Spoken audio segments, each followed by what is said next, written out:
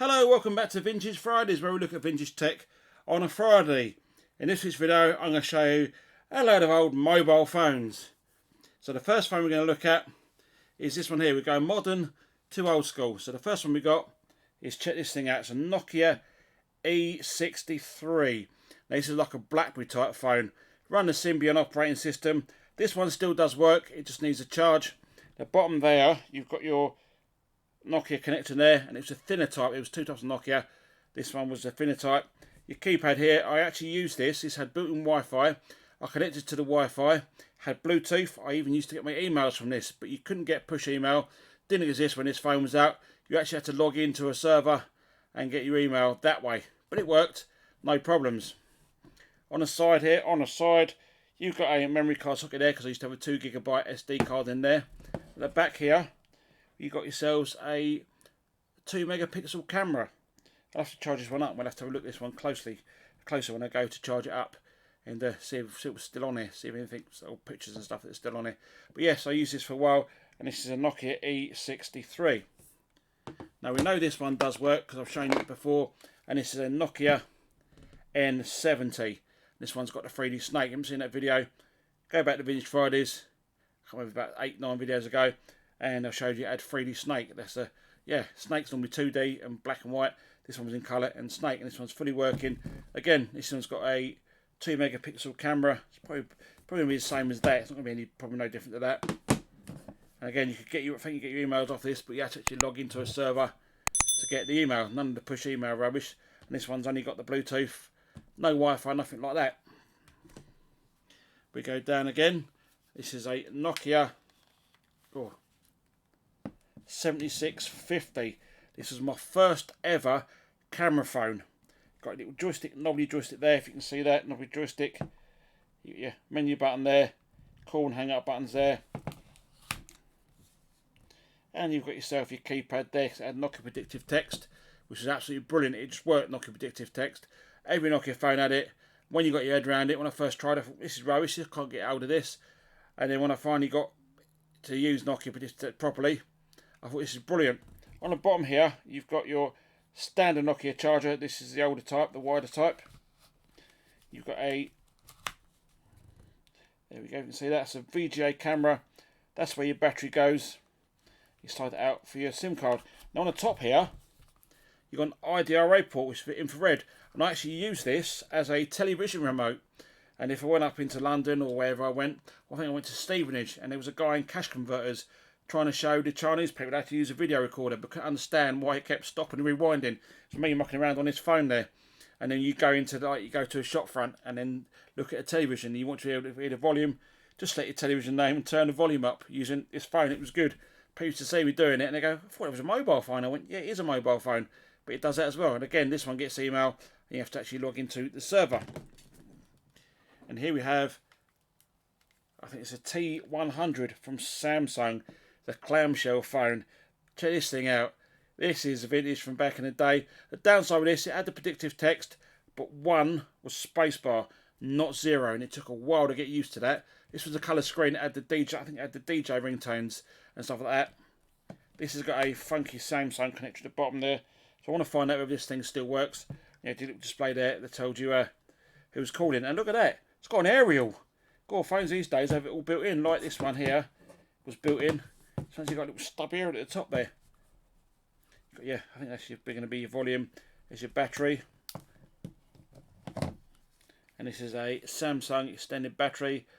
Type 3.7 volts lithium ion. And the model number is BX109. Where's that? BX109. God, it's hard to see. 19SE is Nokia extended battery.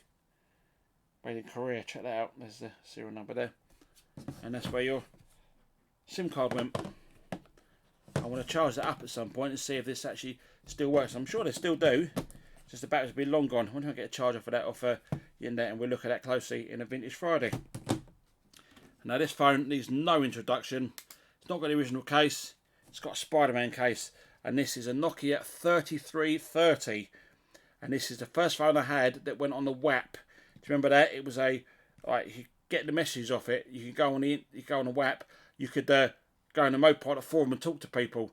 I used to use m.yahoo.com, sign in. I used to use Yahoo Messenger on this phone, and you had to keep refreshing it. Oh, that's come through now.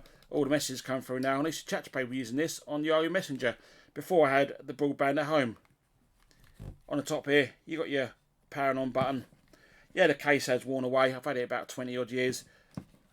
This was a brilliant phone back in the day. Had Snake 2 and had Space Impact on it. Had I think it's a Bluetooth. I can't remember. Is it Bluetooth? I don't know. It's been a long time since I used this phone. And there we go. We've got standard Nokia connector there. Not the small one. Nokia connector. I think that's where your headpiece went. I will try and charge it up with that Nokia charger I got. I can plug into the power supply there and see if this thing actually goes. Because I don't think the battery's going to fit in that Nokia charger that I've got. The one that charges all the batteries. That mobile phone charger. I'll have to give it a try and see what happens. See if I can get it to fire up. Now we go back to a real old school phone. And check this thing out. We got ourselves an Ericsson. An A1018S from Ericsson. None of that Sony rubbish. Nothing to do with Sony. And you can tell this one's old because it's on the Orange network. You get your little arrow there. What people used to do back in the day was take the arrow out. I think it just clipped out. And plugged in a one that used to light up every time you made a phone call. But you dropped the phone on the floor or something like that. And the air was knackered. Plus the signal wasn't very strong and the air was all crap. But yeah, that's what people used to do. And this one hasn't got predictive text. If you wanted to do the text, you had to physically type it out. A. And if you wanted B, you had to go A twice. Or C, you had to go A, B, C. And then leave it for a second. Do it that way. Do letter by letter. On the bottom here, you got yourselves the power connector there. I want to see this one still works and listen to the old ringtones. They're not polyphonic or nothing. These have been stored in a box for years. Let's see if we can get the battery off. Yep, that comes out no problems. And this is an Ericsson. No, that's Sony rubbish. Nicam hydroid battery. This is type 3000016. Warning: may explode if disposed of in fire. So I better put that in a fire and see what happens. 650 milliamp hours. Check that out. This is 4.8 volts. Now I don't think I'll be able to charge this off that charger. I'll have to go and get myself a Ericsson charger. See this thing fires up. And the bottom there. If found, please call number. And that is an orange SIM there, because it was orange before it was EE. And it's got it's got the word GSM on there. 680X. And if I can get these phones to fire up, then we can look at them in a future video. But yeah, there was a quick look at some old vintage mobile phones I've got for Vintage Tech. Had this one first, then I went on to this one. After that, I went on to one with a camera phone, and had the camera phone and the infrared remote on it. Then I upgraded to a 2 megapixel camera phone because that only had 4 meg internal memory. This one you could put a memory card in there. Then I upgraded to one of these, Nokia E63. I think I've got a, what's that, a Nokia N8 with a HDMI port on there. I had this one as well. This is the Samsung phone. I used that for a while, but I always preferred Nokia because they were just easier to use. I think I've got a Nokia N8 somewhere with a HDMI socket and whatever on there, so we'll have a look at that at some point. If I get these phones to fire up, I'll buy some chargers for these, see if these things actually work, and we'll take a close look at them in the Vintage Fridays. Anyhow, this video's gone on for 8 minutes, blimey. We're looking at old vintage mobile phones. Yeah, cool. Oh yeah, I think you could do something else with this. I think you can actually change the front cover of this one. There you go. That's right, you can change the cover. Take it off and put different colours on there. None of that Express on cover crap from Nokia. This is from Ericsson there. Anyhow, if you like the video, you know what to do, get a thumbs up. If you enjoy watching old tech, subscribe to the channel. If you enjoy ham radio stuff, subscribe to the channel. If you want to look at what to do on Linux, if you just installed Linux, I haven't got a clue what to do. I've done over 100 plus videos on what to do in Linux, how to edit videos, how to burn CDs, and so on. Anyway, I'd like to say thanks for watching. I'll see you in the next video. 7-3 for now.